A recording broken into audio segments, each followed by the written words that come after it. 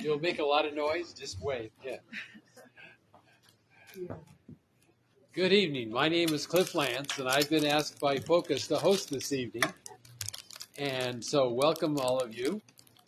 If you're not able to be here in person, hopefully you're watching this on our YouTube channel. We have a YouTube channel, and each of these presentations are put on YouTube, so you can watch the previous ones, or you can watch tonight if you weren't able to be here. They've also asked me to do a commercial about Scott Valley license plate brackets. So if you would like a Scott Valley license plate bracket, we would be happy to sell you one for $20. And so please buy a bracket and watch YouTube. And with that, we'll go ahead and get started with Michelle Harris, who's going to talk about good food. Yes, in my program. So thank you very much. So I'm Michelle Harris. I'm going to talk a little bit about my background here in a second, but tonight I'm also going to dive into what I've got up here on the screen is the program that I'm helping implement in Siskiyou County and actually a 10-county region, but CalFresh Healthy Living. I'm a registered dietitian, so I was just connecting. I wore a lot of hats. I'm from Siskiyou County, I should say, born and raised for a time in Weed and then moved over to Scott Valley. Been here for a long time, so now considered a local. I have worn a lot of hats since becoming a registered dietitian. I used to work at Fairchild Medical Center as one of the clinical dietitians there, and also saw outpatients and did what we called medical nutrition therapy. I've been part of the organization that I'm going to dive into here in a sec for about 20 years, which is kind of crazy to think about in different capacities. But I've been full-time with them, I would say, since COVID hit. The nice thing with COVID is it opened up more doors, because I'm going to talk about the location of where the office is actually down located in Chico, because we're part of Chico State. So within this time period, though, I have partnered with other organizations within Siskiyou County to do a variety of topics. I'm looking at ROS because we've done Dolly Parton Imagination Library. I've worked closely with First 5 Siskiyou, where we did a lot of systems building and, of course, in promoting reading and trying to support libraries and partner with them. I've also worked very closely with Siskiyou County Public Health, implementing the same program that we're going to talk about with a little bit different focus. But what was amazing is that I got to focus on schools at that time, and I had 3 kids about entering the school system. I now have one that is graduated, but I was called the smoothie queen, got to do nutrition education and support some of the schools, connected with Mary, where we did taste testings of Harvest of the Month program. But tonight I'm going to talk in more depth about a program that is focusing on older adults, but kind of the same type of funding. So the organization that I work through is Chico State Enterprises, and the way that I think about it, it's the nonprofit arm of Chico State. So we have a facility that's right off campus there, and we're the nonprofit piece. And Chico State Enterprises actually has a whole variety of different funded programs. What is also nice is it has passages, which I'm going to talk about. That's the local area agency for that area, which is PSA 3, as we call that. So we work very closely with them. And we partner with PSA 2, which is our local area agency on aging, and I'll talk a little bit more about that. So my organization, Center for Healthy Communities, it got started a long time ago, and it was very, very small, and that's how I got connected. The director was one of my professors, and it has molded and changed its name, but now we encompass a variety of different grants and projects, but basically the core, I would say, it's around health and nutrition. And we envision an equitable resource to live their healthiest life. And I would say in my profession, so my background is in nutrition. When I went to school, I said eat your fruits and vegetables. It felt very black and white. We had the food pyramid. And as we've learned, it's not always that simple, right? And all of us have different histories with food and different resources. And so what I love with this work is we've also spent a lot of time of looking in the why and how do we support that. And I'll talk a little bit more in detail. But We have our priority areas that you can see up there. My project that I'm going to talk about today is within the community health priority area. But we also focus on student support. So often you'll see program assistants be students. We've developed a great internship program where you get paid. And so no longer just donating your time. And what I love about it is that often we have students that aren't always in the health profession. Sometimes they're graphic design students, and they bring this valuable asset to our organization and teach us why we can help teach them. And it also gives them an opportunity to dabble in, I would say, the real world, learning that experience, so that when they do graduate, they've got some idea of maybe where they want to be spending their next steps. We also have been spending a lot of time learning about food. I'm going to say food management. With that, there's been some changes in California. Climate change. Not going to dive into a touchy subject, but there's been a lot of talk about what do we do with that food that we're throwing into the garbage. And so we have a great program called 530 Food Rescue, and it is just in Butte County at this time, where businesses and organizations, it's an app, and they say, hey, we've got leftover food. Is there any place where it could go? And often it can go to a shelter, a food bank, an apartment complex. And so we hope to continue to build that model. And really it's aiming to have less food go into our landfills. So we're excited about that. Any questions? Oh, I'm holding questions until the end, so we'll come back up. But if there's something burning, feel free to just shout it out. So my program is called CalFresh Healthy Living. And this is not going to be a surprise. I'm going to talk a little bit about funding. But California, we like to make our names always unique.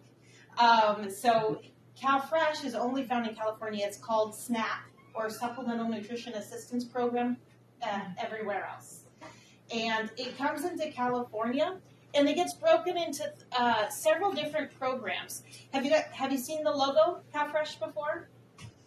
It used to be called food stamps.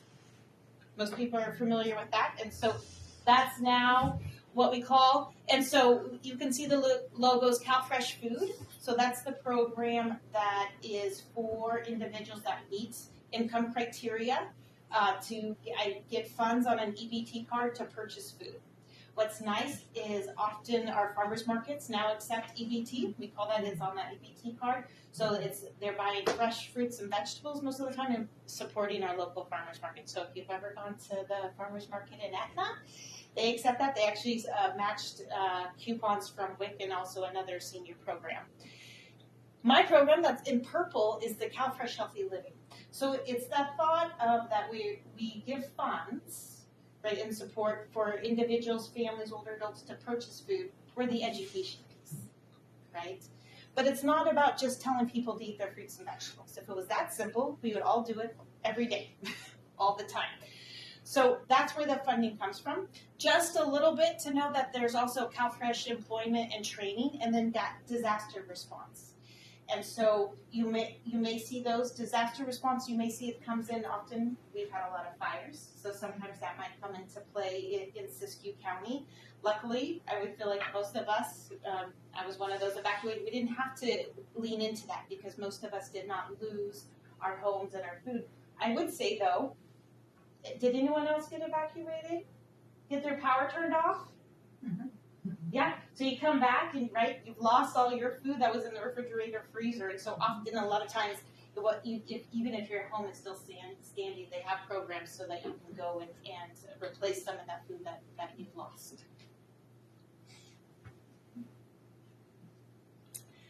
So some key activities with our program is that we support healthy, active, and nourished lifestyles by teaching Californians about good nutrition. And I want to say good, that's kind of a gray area, right? Because everyone has a different definition. We talked about healthy. All of us have a little bit different definition. But we are going to lean into that term nutrition and how to stretch their food dollar, okay, to make ends meet. And I feel like this is even more important, so I've been doing this work for a long time. Food prices at the grocery store are pretty high. And I love where we live. I'm very thankful. But I would say in Scott Valley, going to some of our local grocery stores, it's hard to do a lot of shopping on a budget. So to me, this program is even more important if we talk about also how fresh to help those that would benefit. We also really focus on partnerships. And so this would be the Valley Oaks would be a great example. And I'm just going to throw this little promo out here. Is sometimes we'll talk about classes that we do, but often we partner with organizations that are doing great work and help supplement or collaborate. And so this is just an example. I don't have extras or I'd hand them out, but with the holiday food baskets that are coming up, and yeah, they're boxes, but I like baskets there. Yes. We have recipe booklets that are going in, so all the baskets that are going out that have recipes that focus on fruits and vegetables, talking about cooking with lower sodium, and then how to connect to local resources. That's there. And so we always appreciate our partnerships with that. And our goal is to really help communities make the healthy choice the easy choice. And that's really, really important because we find we can say eat your fruits and vegetables, but if you go to a grocery store and the prices are too high, or we have, I would say, I live close to Mean Jeans. Sometimes the produce selection is limited. Very thankful that it's there. And generally you'll find me getting milk because I have lots of milk drinkers in my house. But we talk about sometimes that easy choice is hard. Buying produce sometimes in the middle of winter is hard because there's not a lot of things that are in season. I use schools a lot as an example because that we want to create an environment where that food is easy and accessible. Sometimes money really dictates how we shop at the grocery store. So we talk a lot about that, of how to extend that dollar at the grocery store. How we implement some of these, I would say, focuses is that we do nutrition education classes. Sometimes we do them in one-time workshops or series.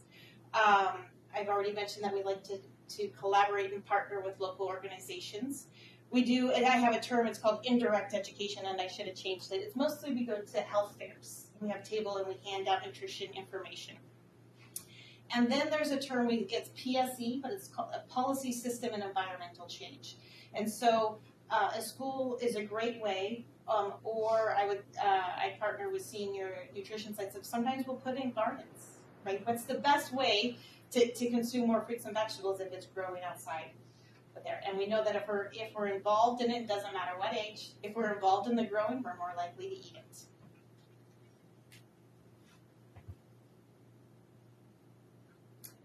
A little bit about our service area. So I mentioned that we collaborate with PSA 2 and PSA 3. Are we familiar with PSA 2? Yes, okay, perfect. A little bit. They are our local area agency on aging. And so they receive funding through Department of Aging, and they provide services for 5 counties. So we overlap with that effort, and so we serve PSA 2 and PSA 3, which you can see is a 10-county region. And the program that I'm talking about today is we focus on older adults that are aged over 60. If you're a tribal member, it's over age 55. Other programs that implement CalFresh Healthy Living in Siskiyou County, I mentioned Siskiyou County Public Health, they serve all ages. They most often partner with schools, and so they will implement a program we call Harvest of the Month, and that's where we do a taste testing of a fresh fruit or vegetable that's generally in season that month. And then Northern Valley Catholic Social Services, which is, they're based out of Redding, but they do a lot of work in Siskiyou County. They also are implementing this program. A little bit about our community and organizational partners is that obviously we partner with organizations that serve older adults. Throughout that 10-county region, we partner with low-income housing sites, and that's where we've put in a lot of gardens. And when I say we, I've got a great team. I know I grew up in Siskiyou County, but I do have a little bit of a black thumb. But we have a great team where we have a curriculum when we come out and we put in raised beds. We've also gotten some great beds. Costco sells them, but they're ADA compliant, and so they're up higher. So if you think about the one thing as we get older, we're not always so excited to get on our knees, be digging in the dirt. And so if we can raise that up, even individuals that are in wheelchairs can still be part of the growing. We connect with congregate meal sites, and so Madrone Senior Center, that's over in Wairika. We do nutrition education classes there. They have a senior fair each year that they're. I'm seeing the pictures over a couple of my words, so I apologize about that. We often partner with food distribution centers as well too. A lot of times we'll stick in recipes. So sometimes with the food distribution, it depends where your funding comes from. And I'll just say like the commodities. The Great Northern Services here in Siskiyou County, that's amazing. But sometimes we get ingredients that we don't always know what to do with. So we'll provide recipes, sometimes cooking demos to help navigate that. We also have funding to focus on tribal organizations and veterans. We haven't done a lot of work here in Siskiyou County, but I have a coworker that has done great work in Lassen County and Chico, and the Chico area. At Chico State, we have the Office of Tribal Relations, which is their amazing staff, and they help guide our work. And so being culturally sensitive to certain things is definitely a priority, and being relevant in a kind of how we eat. And a lot of times I'm talking about tribes, but most of us have a certain eating pattern, right? Think about how you grew up, what foods you were exposed to in your household. And so we try to respect all of that when we talk about nutrition. Because if I tell you to eat tomatoes and you hate tomatoes, you're not going to do that. So we talk about what's your food history, how did you grow up, what foods were you exposed to shape that. And then I'm super excited, we're starting to partner with veterans organizations. And what I'm excited within these, especially when we talk about tribal and veterans, is we see a higher concerning, I would say, rates related to food insecurity. And that term, I like to think it's kind of that step before hunger. So we know on average across the U.S., the stat we may say is like 1 in 4, 1 in 5 individuals are faced with food insecurity at some point in their life. And most of us have gone through certain periods where money may be tight, and sometimes we even choose to do that if you've had a baby and you stay home, and so you're really extending that reach. But we know anytime we go through those periods, it actually changes your food behaviors. As we've come out of COVID, we've looked at this shift. We're seeing more older adults be faced with this challenge because cost of living has gone way up. Our food has gone up, but our income hasn't changed as much. So we're also talking about how, we can't necessarily completely change this, but how do we help individuals navigate that? CalFresh, I mentioned, if you're familiar with that program, we find that a lot of older adults may be eligible income, but there's a lot of stigma attached to that. And so we talked through that. With CalFresh, we actually talked about that there's an economic benefit. Is that if we have people that are eligible for it and choose not to do it, it means less money that's coming into our county. So I'd be happy, that's a whole nother presentation. If you're ever interested, I'd love to talk about that. And I would say my passion is no one deserves to be hungry, right? And so we go into that, and we can, anyway, if there's any questions, I'm happy to answer later. This is just a little bit of work on our veterans and tribal partnerships that we're engaging new partners to kind of develop that plan and implement CalFresh Healthy Living. A couple terms that I just wanted to touch base on is that most of our staff has been trauma informed. And so that's, to me, it's been a little bit of a buzz term, but it's really how do we talk about nutrition and food without judgment? And so we've all spent a lot of time learning what that means. How do we apply that? There is a PSE, which I talked to, is that policy and system change, talking about gardens, looking at trying to maybe put in a medicine wheel garden at one of our partners in the Chico area, which I'm very excited.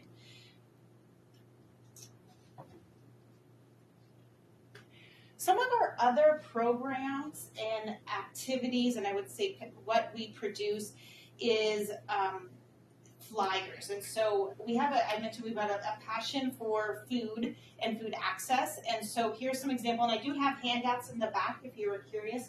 We produce weekly flyers that give each day of the week of where an individual can go in Siskiyou County to access food for free. And so that we produce, I actually have a website too. If you're interested, I would be happy you can take a look and get connected. We also produce older adult meal flyers, and that's where older adults can go and find prepared food within Siskiyou County. And there's several. Michelle, is your organization still doing? Oh, yes. Yes. Right. So we produce the flyers, but it's really about a lot of the local organization work. We don't help, unfortunately, give any funding or anything like that. But we always want to make sure everyone knows where those locations are at and can hopefully easily access. Some other CalFresh Healthy Living efforts in Siskiyou County. I'm super excited. We just launched a program called Walk with Ease. Siskiyou County YMCA is leading it, and it's an evidence-based curriculum. It's from the National Arthritis Program, and it's gone really, really well. It's for members and non-members. So we just started out as a pilot, but we have I think 20 to 30 individuals coming to the Y twice a week to walk inside, and then they walk on their own. And this program, what I've said is it's got a community component, but then also can be done at an individual. And we've created a group chat or texting, and so we're finding individuals are making connections and walking on their own.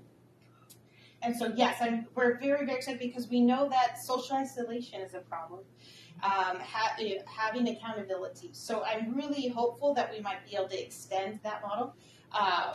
We're about week 3 in that, so I can happily share flyers if we have another session that's getting going.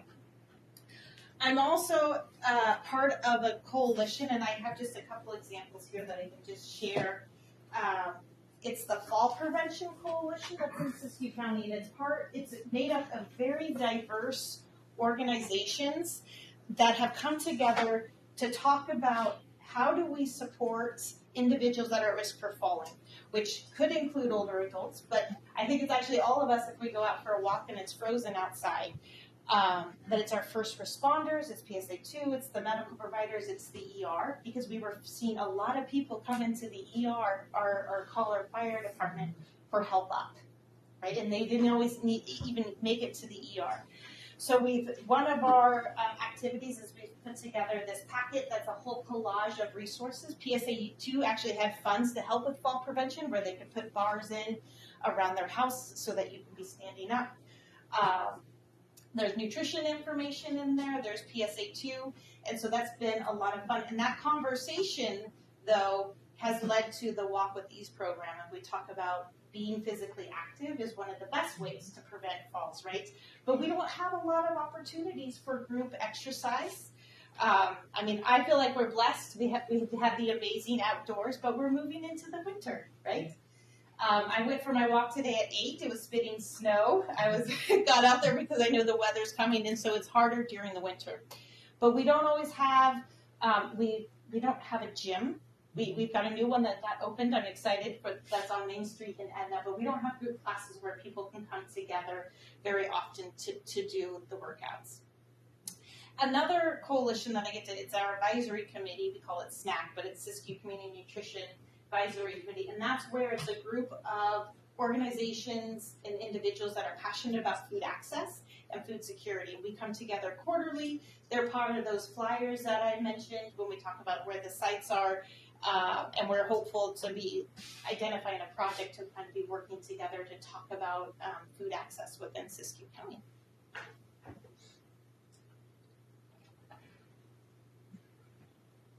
Okay, that's my presentation.